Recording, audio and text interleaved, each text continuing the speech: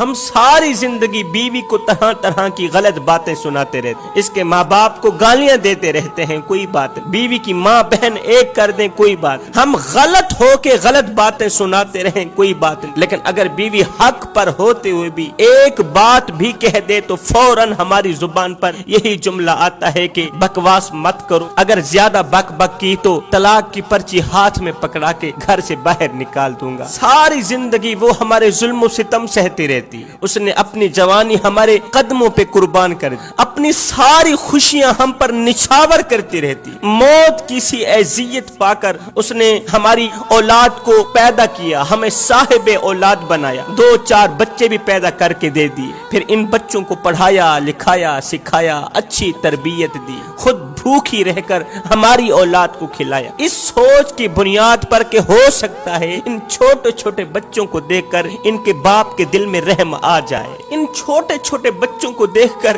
ان کے باپ کو مجھ پہ ترس آ جائے، ہو سکتا ہے۔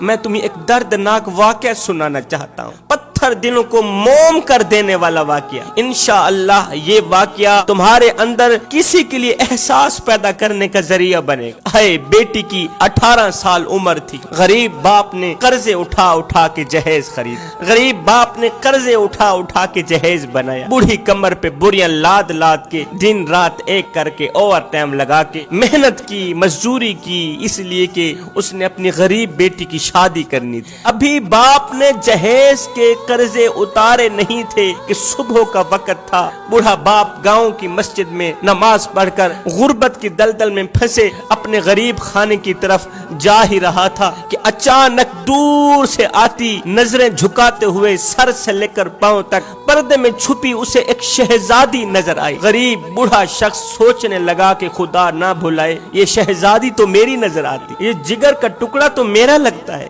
لیکن میری بیٹی تو کبھی گھر سے باہر اکیلی نہیں نکلی تھی، اکیلے باہر نہ نکلنے والی آج اپنے شوہر کے بغیر پوری رات اس نے سفر کیسے کیا، اپنے شوہر کے بغیر میری طرف کیسے آ رہی، پوری رات سفر میں گزارنے کی وجہ ہی کیا بنی۔ یہ سوچتے ہی غریب باپ شہزادی کی طرف دوڑ پڑا، آنے والی شہزادی کی طرف دوڑ پڑا، قریب جا کر دیکھا کہ شہزادی کی آنکھیں خون کے آنسو بہا رہی، شہزادی رو رہی، بوڑھے باپ نے پیشانی چومتے ہوئے بیٹی کی آنکھوں سے آنسو صاف کرتے ہوئے کہا، او میری بیٹی تم کیوں رو رہی، تمہارے رونے کی وجہ ہی کیا ہے، کائنات کی ساری خوشیاں مول خرید کے تمہارے قدموں پہ قربان کر دوں، میری بیٹی کو کیا ہو گیا، میری بیٹی اتنا کیوں رو رہی، اس قدر رات کی تاریکی میں میرے تک آنے کی وجہ ہی کیا بنی، شوہر کو کیوں ساتھ نہیں لے کر آئے۔ ہائے جوانو، جب بوڑھے باپ نے رات کی تاریکی میں بیٹی سے سفر کرنے کی وجہ پوچھی ہوگی تو آگے بیٹی نے کہا ہوگا کہ ابا جس پر تو نے اعتماد کرتے ہوئے میرا ہاتھ اس کے ہاتھ میں تھمایا، اس نے وفا یہ کی کہ طلاق کی پرچی ہاتھ میں پکڑا کر اپنے گھر ایک رات بھی نہ گزارنے دی، طلاق کی پرچی میرے ہاتھ میں پکڑا کر اپنے گھر ایک رات بھی نہ گزارنے دی، میں روتی رہی، قدموں پہ بیٹھ کے خیرات مانگتی رہی، بھیک مانگتی رہی کہ صبح ہوتی ہی میں یہاں سے نکل جاؤں گی، صرف ایک رات کے لیے مجھے اپنے گھر پناہ دے دو، صبح ہوتے ہی میں اپنے بوڑھے غریب باپ کے گھر میں چلی جاؤں گی۔ لیکن اس ظالم نے غریب باپ کی بیٹی پر ترس نہ کھاتے ہوئے، رحم نہ کرتے ہوئے طلاق کی پرچی ہاتھ میں پکڑائی، گھر سے باہر نکال دیا۔ مجھے اتنا بتا دو کہ اس وقت اس باپ کے دل پر کیا گزری ہوگی، کیا بیٹی کے درد بھرے جملوں نے باپ کا جگرا نہیں پھاڑ دیا ہوگا، باپ کا کلیجہ نہیں پھٹا ہوگا، اس غریب اور کمزور باپ نے اللہ سے شکوہ نہیں کیا ہوگا۔ جب غریب باپ نے رو رو کر اپنے رب کو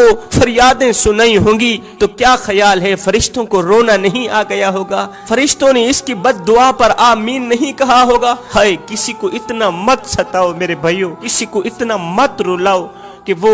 اللہ کے سامنے تمہارا نام لے کر رو پڑے۔